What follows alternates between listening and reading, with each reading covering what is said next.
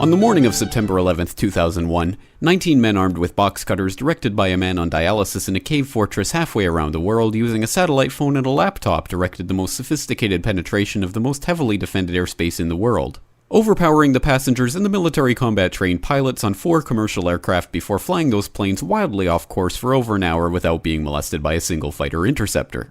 These 19 hijackers, devout religious fundamentalists who like to drink alcohol, snort cocaine, and live with pink-haired strippers, managed to knock down 3 buildings with 2 planes in New York, while in Washington a pilot who couldn't handle a single-engine Cessna was able to fly a 757 in an 8,000-foot descending 270-degree corkscrew turn to come exactly level with the ground, hitting the Pentagon in the budget analyst office where DoD staffers were working on the mystery of the $2.3 trillion that Defense Secretary Donald Rumsfeld had announced missing from the Pentagon's coffers in a press conference the day before, on September 10th, 2001.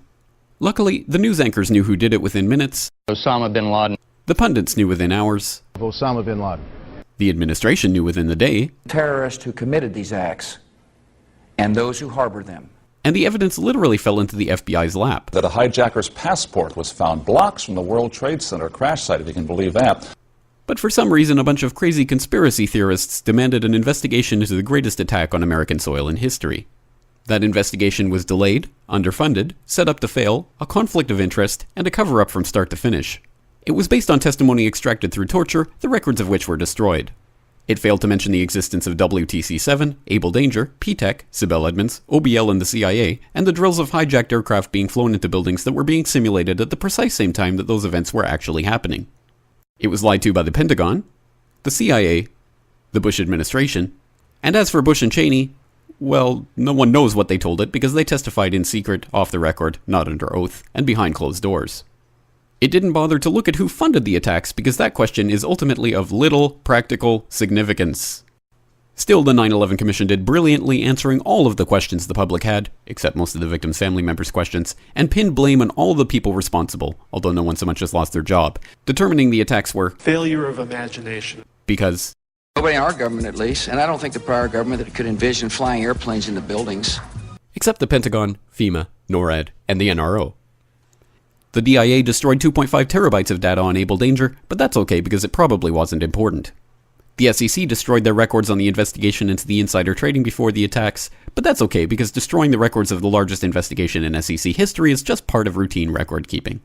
NIST has classified the data that they used for their model of WTC-7's collapse, but that's okay because knowing how they made their model of the collapse would jeopardize public safety. The FBI has argued that all material related to their investigation of 9/11 should be kept secret from the public, but that's okay because the FBI probably has nothing to hide. This man never existed, nor is anything he had to say worthy of your attention, and if you say otherwise, you are a paranoid conspiracy theorist and deserve to be shunned by all of humanity. Likewise him, and her. And her, and her, and him. Osama bin Laden lived in a cave fortress in the hills of Afghanistan, but somehow got away. Then he was hiding out in Tora Bora, but somehow got away.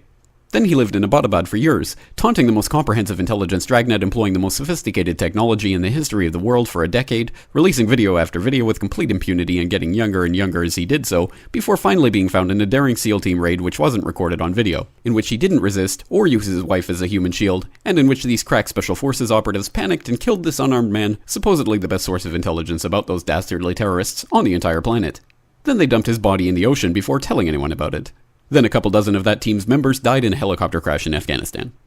This is the story of 9/11, brought to you by the media which told you the hard truths about his head could be seen to move violently forward. And they took the babies out of the incubators. And mobile production facilities. And the rescue of Jessica Lynch. If you have any questions about this story, you are a batshit paranoid tinfoil dog-abusing baby hater and will be reviled by everyone. If you love your country and or freedom, happiness, rainbows, rock and roll, puppy dogs, apple pie, and your grandma, you will never ever express doubts about any part of this story to anyone. Ever. This has been a public service announcement by the Friends of the FBI, CIA, NSA, DIA, SEC, MSM, White House, NIST, and the 9/11 Commission. Because ignorance is strength.